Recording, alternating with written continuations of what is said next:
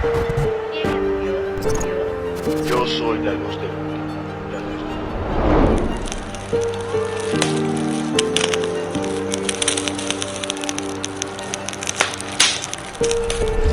Y conoceréis la verdad, y la verdad os hará libres. Libres, libres. ¿Qué atributos tiene?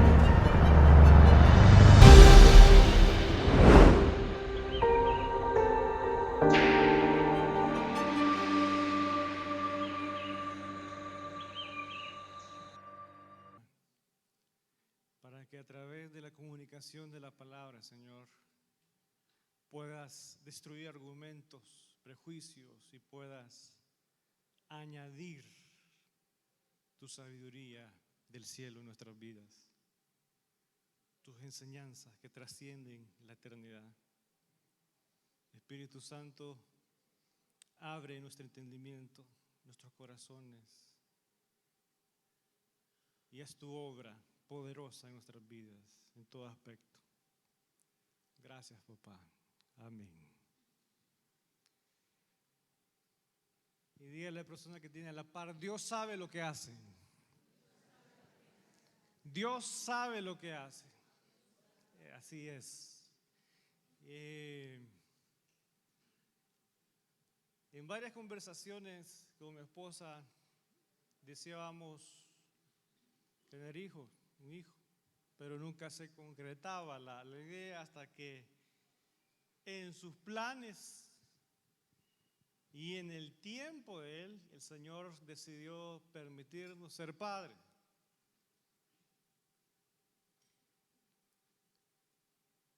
No todos tienen que ser padres ni madres, pero a algunos el Señor les da esta responsabilidad, a otros le da otro tipo de responsabilidad.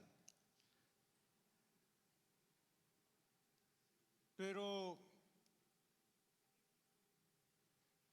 todo el plan que ella y yo teníamos, en nuestra sabiduría, en nuestro intelecto, conocimiento, experiencia, eran inútiles comparados a la realidad que se estaba desarrollando día tras día en el embarazo y luego ya a la hora de ella dar a luz. Lo primero que entendimos es que no es tan fácil que alguien venga a la vida, porque esperábamos mucho tiempo para que mi esposa estuviese embarazada. Primera lección, no es tu tiempo. Segundo, no van a nacer en el tiempo y con las cosas que ustedes quieren que nazca. Van a ser como yo quiero, en el lugar que yo quiero, en el ambiente que yo quiero, en las circunstancias que yo quiero. Y lo aprendimos con dolor y el orgullo de querer que todo salga en orden como se estipula, o se piensa, o se analiza.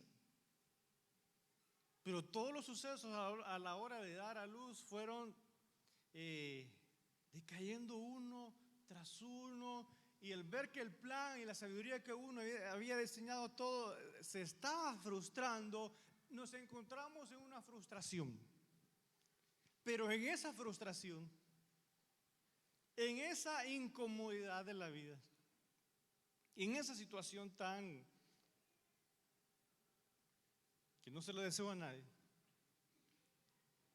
el Señor nos encarriló y nos puso en un callejón sin salida, ya que uno de mis grandes temores es que amáramos a Isaac con un amor sobreprotector, enfermizo. Y estaba ese pensamiento en mi cabeza: tengo miedo de que mi esposa y yo seamos sobreprotectores, porque yo tengo compañeros que los padres hicieron ese mal con ellos y no pueden andar en bus, son personas que no pueden cocinar, son personas que siempre les pusieron a alguien más para que les ayudara y se volvieron totalmente inútiles. Sin ofender a nadie, ¿verdad?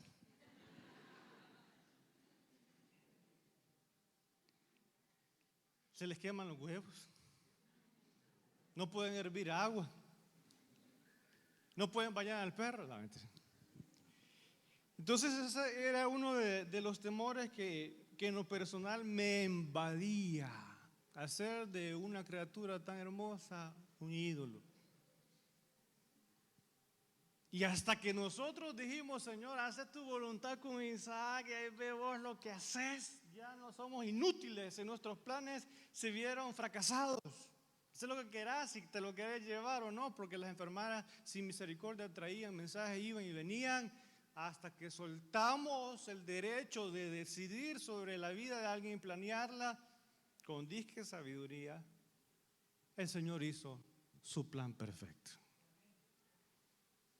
Pero en toda esa transición gastamos dinero, gastamos nuestros recursos, nuestros ahorros, todo por la necesidad de pensar que mi esposa y yo teníamos la razón de cómo tendrían que ser las cosas. Pero fracasamos. Y cuando le entregamos a Él el derecho que le pertenece,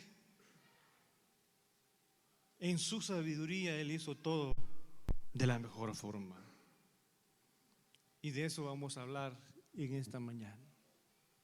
De la sabiduría de Dios. De esa sabiduría que no se puede explicar.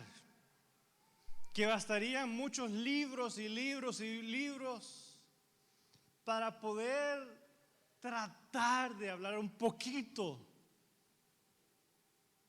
de ese carácter tan hermoso que tiene nuestro Dios. Ahora, la palabra sabiduría en algunos diccionarios se define como el grado más alto de conocimiento. Y aunque esto es parte de la sabiduría, no define con exactitud lo que se pretende decir, pero cuando ésta se explica a Dios. Pero nada mejor que las Escrituras para poder hablar de la sabiduría de Dios y definirla. Ahora, la sabiduría de Dios es tan indescriptible en todas las historias bíblicas que la vamos a tratar mejor de verla de una manera amplia, de una manera general.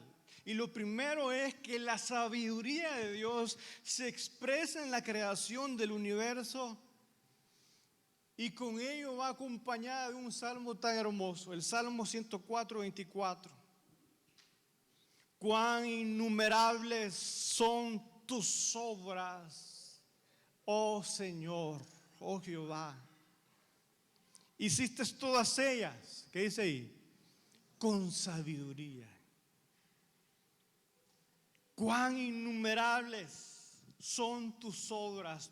Todo lo que has hecho lo hiciste con sabiduría. Y a la par de la sabiduría de Dios va el poder que van linkeados, se podría decir. Y cuando pensamos en sus obras, lo primero que se nos viene a la mente es la obra vegetal.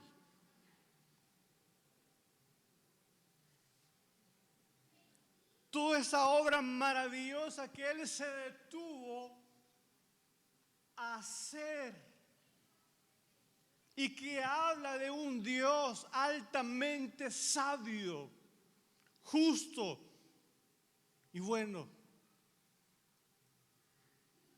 Pero también vemos el mundo animal. Usted mira a un león y usted admira al león porque es imponente. De hecho, algunas personas se identifican con el león en sus características. Dicen, soy un león. Tal vez por la melena, pero los leones son imponentes. Los leones son tan admirables. Y algunos dicen que es el león es el príncipe entre todos los animales. Y así vemos también a las cebras. Dice, uno puede decir, bueno, ¿y estos animales qué bien traen? O sea, ¿para qué las hizo Dios? Pero Dios en su creación hizo diversidades de animales para que pudiéramos contemplar su gloria, su obra, su sabiduría y pudiéramos entender que un ser infinito, no ningún hombre, no ningún apóstol, no ningún profeta, no ningún chamán, sino que alguien superior se detuvo a hacer algo tan hermoso. Hace un par de años atrás, antes que naciese Isaac, fuimos a Tailandia a ver, mi esposa quería ver a los elefantes. Y los fuimos a ver y él se metió en un estanque de barro con ellos, y a tirarse agua, y a acariciarlos. Pero al verlos cerca, a esos animales imponentes, uno dice, lo primero que uno dice es, ya la regué.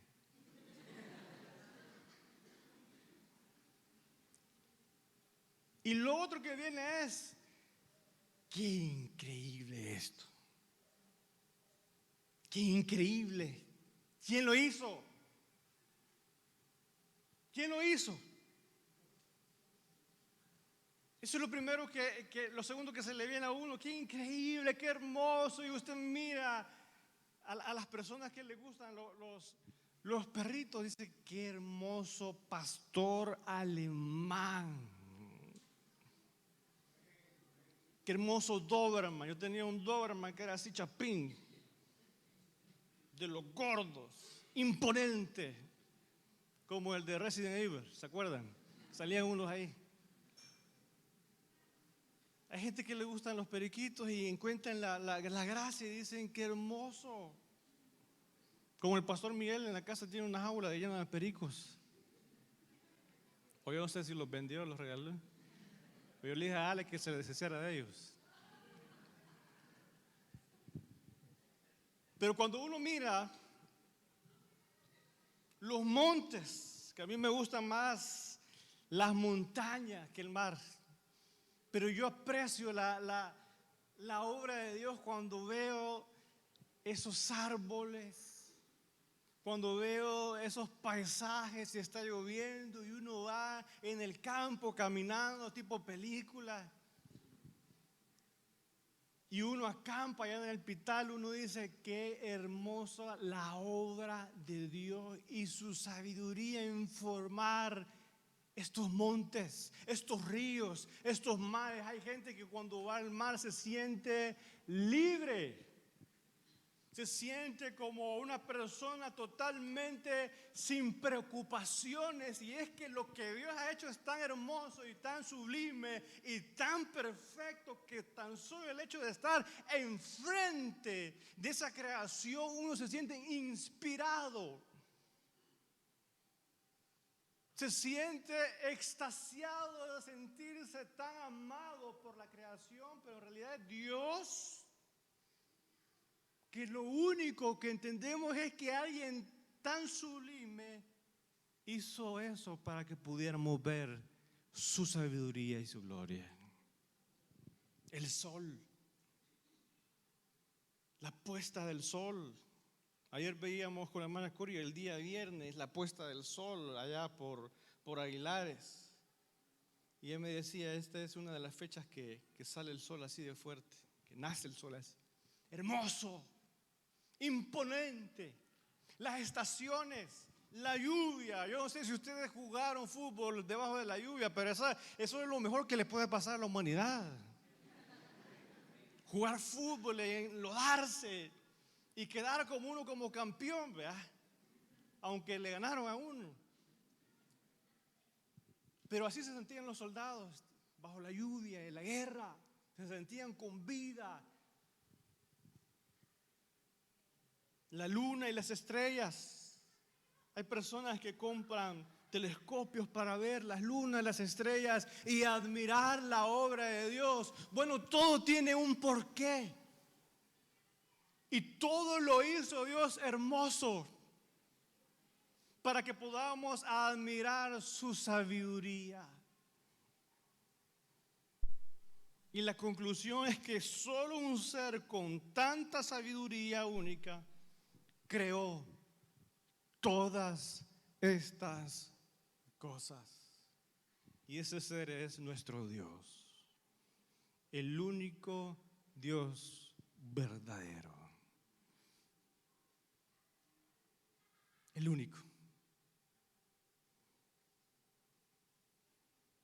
Y lo siguiente es que cuando admiramos también al ser humano, cuando comienza a evolucionar los primeros años y meses y a ver la evolución hasta las arrugas de los ancianos, vemos belleza. Vemos a un Dios que se detuvo a hacer cada detalle de cada etapa del ser humano. Hay cuadros enormes en algunos museos de personas con sus arrugas hermosas, con mujeres donde los aretes les han fracturado ya la parte de la oreja y les caen los aretes. Cada detalle de cada año, de cada día, Dios lo hizo perfecto en el ser humano. A tal punto que todos los que estamos aquí no podemos pensar igual. Y aún eso, en eso Dios lo diseñó. Aún eso Él se detuvo para poner en cada uno de nosotros un tipo de temperamento, de carácter, un tipo de emociones, de reacciones, de amor, de forma de recibir el amor. De hecho, algunos perciben la educación de manera visual, otros auditiva, otros kinestésica, tienen que tocar las cosas para poder entender. Y Dios quiere que más adelante podamos tener predicaciones multisensoriales, donde todos puedan entender el mensaje de una sola forma. Pero aquel que hizo con sabiduría las cosas, formó al ser humano de manera única, a tal punto que unos son narizones igual que otros, ojos de color, otros de ojos tienen, sus ojos parecen de carbón, otros tienen ojos rojos, verdes, amarillos, otros de repente el ambiente les cambia los ojos. Hay mujeres morenitas, hay hombres morenitos, hay blanquitos, trigueños, amarillos con hepatitis. Hay una infinidad para elegir, para dimensionar y agradecer por la creación de Dios en su sano juicio. El día viernes, en la sesión de matrimonios, estábamos viendo la hija de un hermano que había llegado, de una bebé tan hermosa con sus ojos, preciosa. Y solo alguien divino hace algo tan hermoso como usted y como yo. Nadie más. Y aquí nos surge la pregunta: ¿quién se compara a nuestro Dios o quién le puede igualar en sus obras? ¿Quién se pone a la par de Dios a aconsejarle a Él?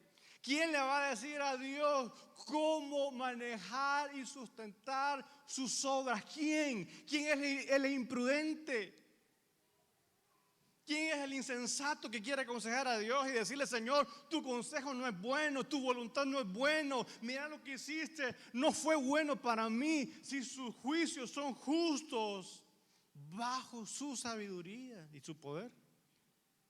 Y al contemplar la grandeza de Dios, sus obras que hablan de Él, al ser humano, solo podemos decir como el salmista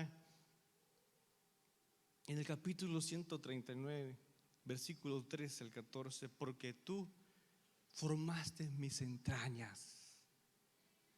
Esto fue revelado por el Espíritu Santo a David.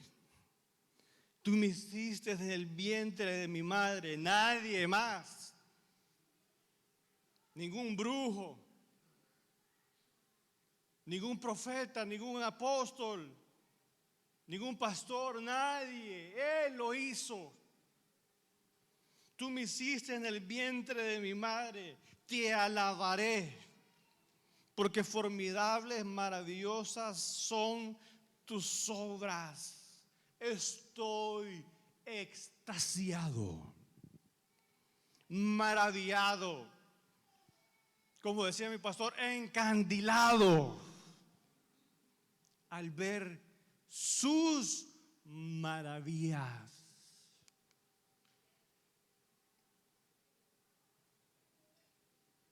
Y eso es lo que podemos ver nosotros que estamos casados, al ver a esa persona con tantas imperfecciones, pero con tanta perfección, y a ver sus ojos, y a ver a esa persona, o ver a alguna mamá, a sus hijos, a su cónyuge, o entre hermanos, a ver lo hermoso que Dios ha hecho. Por eso le alabamos, amén. Lo siguiente es que en el evento que expresa también la sabiduría de Dios en una forma única, es la salvación que Jesús ganó para redimir a los hombres. En ese acto soberano de la salvación del mundo, nosotros encontramos a alguien tan sabio que nos permitió conocerle para que podamos admirar sus obras y podamos admirar esa redención tan grande. En otras palabras, la redención expresa el carácter sabio de Dios. Y Pablo en los primeros 11 capítulos de Romanos nos muestra el mensaje de la redención. Dice Romanos 11:33, oh profundidades de la riqueza de la sabiduría y de la ciencia de Dios. Cuán insondables, incomprensibles son sus juicios. Y luego dice, indescifrables sus caminos. No se pueden descifrar, no se pueden sondear, no se pueden olfatear los caminos de Dios. Dios es impredecible y su sabiduría es tan profunda que no lo podemos comprender. Es tan profunda que no podemos ni dimensionar sus caminos. No podemos olfatear qué es lo que Él va a hacer el día de mañana o sentir o percibir como nosotros sabemos qué es lo que alguien va a hacer cuando esté enojado. Con Dios no.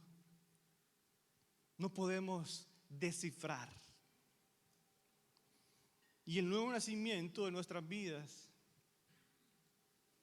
nos habla de eso, el que Él nos dé una nueva vida y que nosotros podamos entender que Él nos ha dado una nueva vida cuando estábamos en nuestra vida pecaminosa, en delitos y falta grave delante de Él, y que ahora decidamos vivir para Él y cambiar nuestra actitud, no porque alguien nos dijo, sino porque nace. Eso es síntoma de un nuevo nacimiento y de su amor y misericordia al permitirnos eso. Es increíble que una persona que ha estado hundida en el mal de repente reconozca a Dios como su Salvador y de repente camine ya en otro valle, en otro camino. Eso es fascinante, pero ¿quién nos permitió eso? El Señor en su sano juicio, en su sabiduría. La obra de santificación también, que por medio de Cristo Él nos presenta santos delante de Dios el Padre. También el hecho de la glorificación de nuestros cuerpos son parte de esa redención. Y toda esta obra muestra sabiamente su misericordia y su justicia en la cruz por cada uno de nosotros.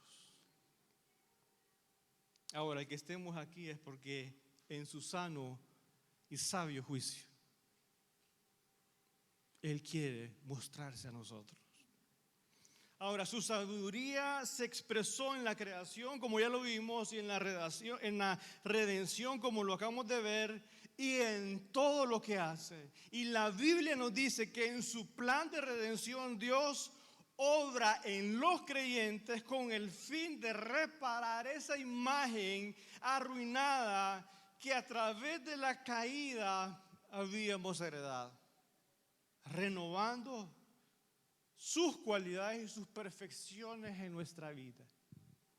Y eso es increíble, Porque los atributos comunicables de Dios, lo único que pretende es que podamos ser igual a Él. Que podamos tener un poquito de Él. Que podamos ser un poquito como Él. Y eso es grandioso. Dios tiene el conocimiento profundo de todo. Nunca actúa en ignorancia o en error como usted y como yo. Él no se equivoca. En Él no hay pecado. Es perfectamente sabio en todas sus obras. Hasta el punto que hay un proverbio que dice: mira la hormiga, oh perezoso, mira sus caminos, el cual no tiene capitán ni gobernador, y prepara su comida en el invierno. Perezoso, ¿hasta cuándo has de dormir? O sea, nos pone de ejemplo a la hormiga que Él mismo diseñó para traer una lección propia a nuestras vidas.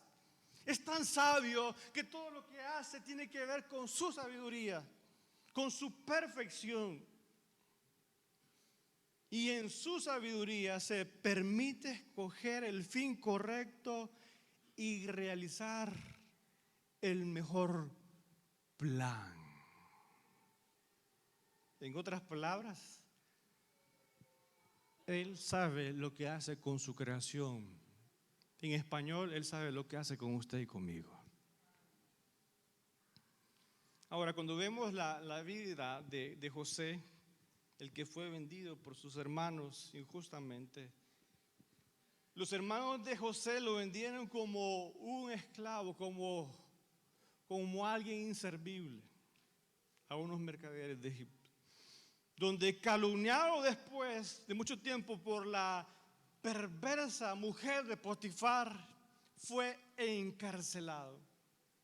Sus hermanos lo despreciaron, tenían envidia de sus sueños, tenían celo de la túnica de colores que su padre le había dado, injustamente lo vendieron, le fue mal y después se encuentra con un buen amo, con Potifar, pero la esposa de él quería acostarse con él fervientemente, pero como él no siguió el patrón que estaba acostumbrado la gente a seguir para obtener algo bueno, lo que hizo fue esta mujer lo desnudó, lo desacreditó, y eso causó ¿de qué? Que él estuviera en la cárcel.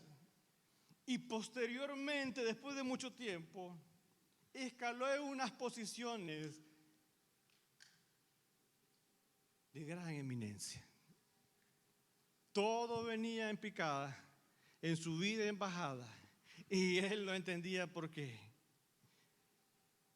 Pero después, él entiende el por qué. Ahora, ¿con qué fin el Señor planeó esto en su sabiduría? Bueno, en el Salmo 105, 19, ahí se muestra con qué fin.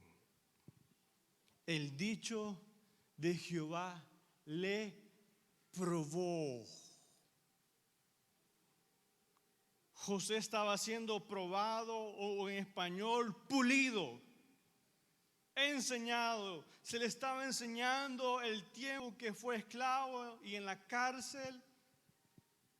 Se le estaba enseñando a afirmarse en Dios y a mantenerse contento y dadivoso en las circunstancias más difíciles e injustas. Y se le estaba enseñando a esperar en el Señor pacientemente. Se le estaba puliendo, se le estaba preparando para la posteridad, para la santificación. Se le estaba puliendo, pero mientras él vivía todo eso, en algún momento de su existencia percibió injusticia, dolor, soledad. Pero el dicho de Jehová le probó, lo pulió. Con mucha frecuencia Dios emplea situaciones difíciles para enseñarnos lecciones únicas a usted y a mi persona.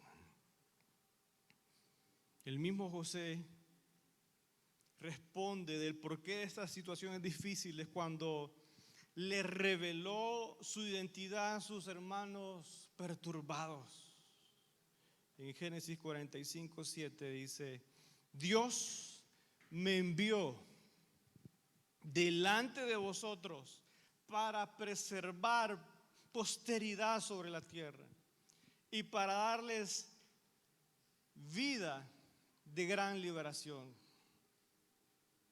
Así pues, no me enviaron ustedes acá, sino me envió Dios.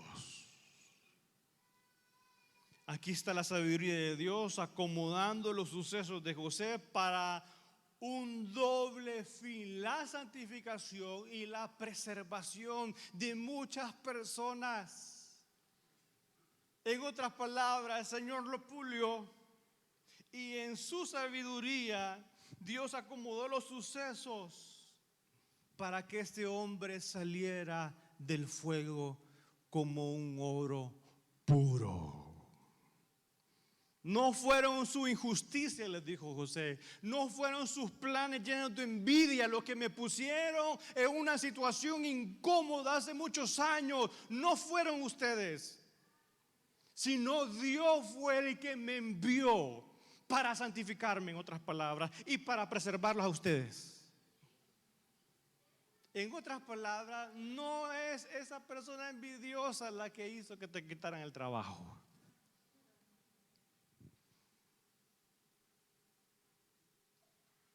No fue esa persona la que te causó tanto mal. Solo estamos siendo pulidos para nuestra santificación y la preservación de aquellas personas que por nuestro testimonio y por nuestra boca han de escuchar el mensaje de Jesucristo. Entonces déjese de quejar. Dejémonos de quejar. Porque si Dios está acomodando todo para establecer su sabiduría en nuestras vidas, ejercer su sabiduría, lo único que la creación le puede decir al Creador es: aquí estoy, Señor. Aunque no entendamos el presente, sepamos que Dios no está ajeno a nuestro presente. Más adelante entenderemos su sabiduría ordenando todo y cada situación. Ahora, todas estas cosas han sido escritas para nuestra instrucción, todos los relatos bíblicos, para nuestra instrucción, para que de la misma sabiduría de los santos, hombres de Dios en el pasado, esa misma sabiduría nos encamine a nosotros como creyentes en el presente. No se desalienten, cada uno de los que estamos aquí, no se desalienten cuando ocurran cosas inesperadas y desconcertantes. Y podría decir a alguien: ¿qué significa esto? Pues simplemente que Dios en su sabiduría tiene la intención, escuche bien esto, de hacer de nosotros algo que aún no hemos alcanzado. Hacer de nosotros algo que aún no hemos alcanzado. Y ese es el fin de él.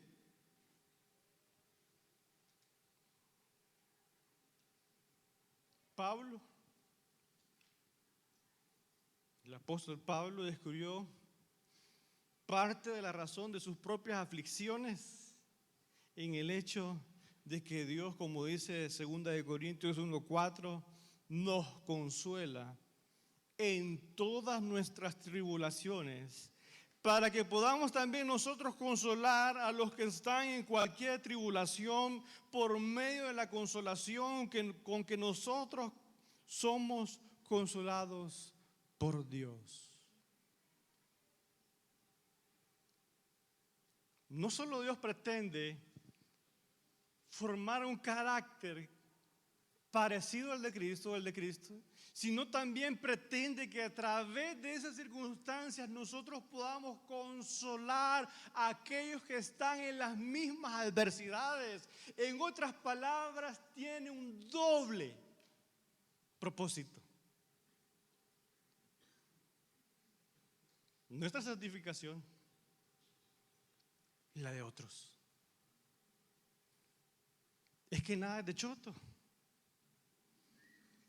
Y como somos propiedad de Él, dice, ok, tú que ya entendiste y que estás avanzando y que estás creciendo y que te está costando, pero estás conmigo y no te has alejado, ok, saliste, fuiste probado, fuiste polido y ok, me estás dando gloria, pero con esa consolación, con que yo te abracé, con que yo te amé en los momentos más inciertos de la vida, yo quiero que hagas lo mismo.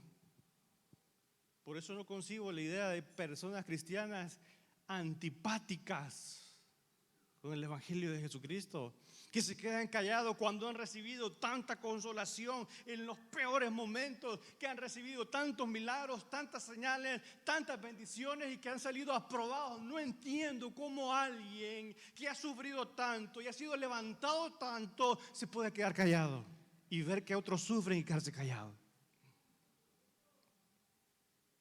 ¿No se entiende eso? Porque Pablo lo dijo.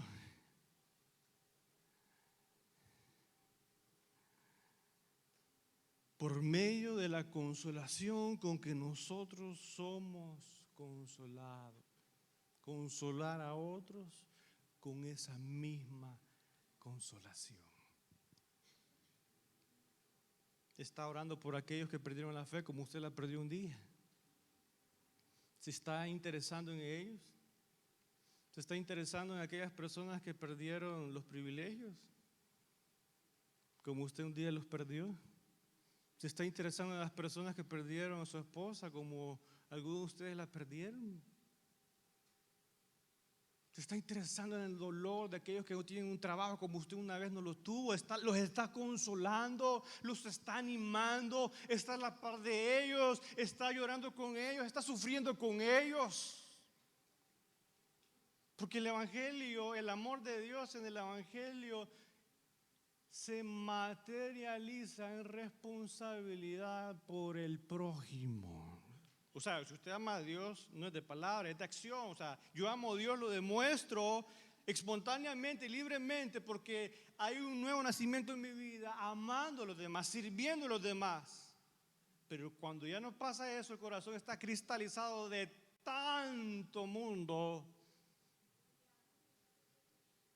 que ya no estoy viviendo para ayudar a otros, sino solo para mí.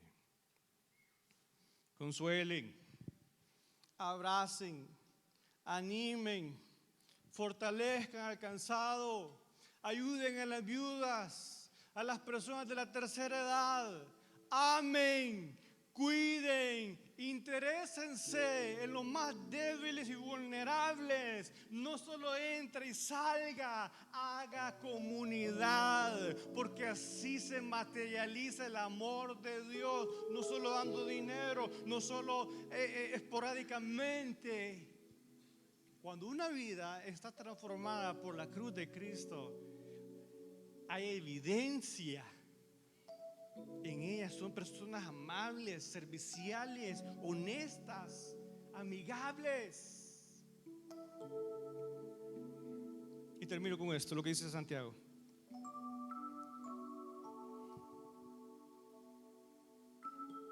¿Quién es sabio? Santiago 3:13 y 18. ¿Quién es sabio y entendido entre vosotros? Muestre por la buena conducta sus obras en sabia mansedumbre. ¿Quién es sabio? Aquella persona que con su conducta muestra su fe. Muestra su fe. ¿Quién es sabio? No es aquel que atesora conocimiento.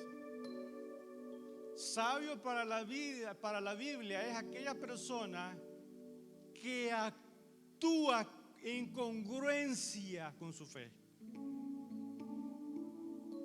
que hace las cosas. Pero si tenéis celos amargos y contención en vuestro corazón, no os jactéis ni mintáis contra la verdad. Porque esta sabiduría no es la que desciende de lo alto, sino terrenal, animal y diabólica. Porque donde hay celos y contención, ahí hay perturbación y toda obra perversa. Pero la sabiduría que es de lo alto es primeramente pura, después pacífica, amable, benigna, llena de misericordia, acción y de buenos frutos, sin incertidumbre ni hipocresía. En otras palabras, hay dos tipos de sabiduría, dice Santiago: la sabiduría del corazón perversa y diabólica, y la sabiduría que proviene de estar continuamente con Él y las Escrituras.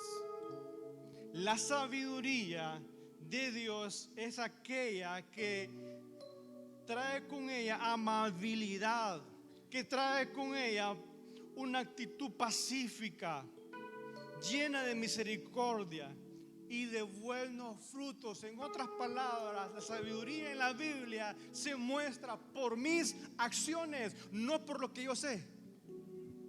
Un hombre sabio, una mujer sabia es aquella que sabe controlar su lengua. Es aquella que habla para edificar, para consolar. Una persona sabia no es aquel que retiene el conocimiento sin que este conocimiento tome acción. Una persona sabia es aquella que estudia las Escrituras, que pasa en comunión con Dios y trata de vivir lo poquito que aprendió. Son acciones de un corazón regenerado. Entonces, usted quiere ser sabio, usted quiere ser una mujer sabia, un hombre sabio. No es cuánto usted le va a meter de información a su cabeza, sino es cuánto yo reflejo a Jesús. Y eso es importante, porque el mundo dice sabiduría es esto, pero la sabiduría de Dios es distinta. Ahora, la sabiduría del corazón, y con eso termino, es aquella que nos invita a obedecer nuestro corazón. Vos tenés experiencia, ya sabes qué tenés que hacer, pero estás alejado de Dios, ¿verdad? Entonces la acción que hago, me tropiezo. Seguí tu corazón. No seas pasmado, no seas tonto, sé sabio. No te dejes mangonear. No te dejes de nadie. Decí lo que pensás. Obedece tu corazón, si no, no vas a vivir. Agarra a esa persona. Hace este trato. Hace este negocio sin consultar, sin preguntar, sin asesorarse, sin leer las Escrituras. Un día se levanta el necio de corazón y dice: esto es lo que quiero y esto es lo que voy a hacer. ¡Boom! Consecuencias. El sabio pregunta. El sabio se humilla. El sabio es paciente, no toma las cosas a la ligera. El sabio se humilla y dice: no me importa, es mejor preferible perder que no saber qué es lo que Dios quiere. Pero el bruto de corazón, como muchos de nosotros, que yo voy en la primera cola, obedece tu corazón, porque ahí vas a encontrar la verdadera felicidad. Esa sabiduría es diabólica, es animal y perversa, terrenal. ¿Y cómo saber si yo tengo esa sabiduría? Si hay celos amargos y contención en vuestro corazón, no se jacten ni se mientan contra la verdad de Dios. Porque esta sabiduría no es la que desciende de lo alto, no es de Dios, sino terrenal, animal y diabólica. Terrenal, animal y diabólica. En otras palabras, están expuestas a perder todas aquellas personas que teniendo el gran tesoro siguen confiando en el tesoro de plata y no de oro.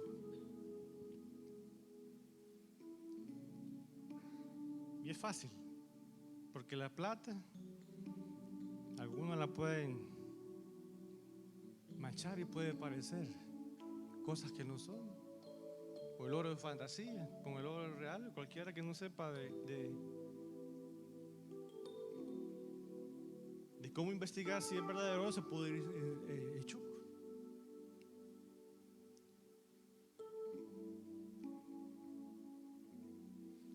Los primeros 9 capítulos de Proverbios nos invitan a cada uno de nosotros, en Proverbios 4:7, a buscar insaciablemente la sabiduría de Dios.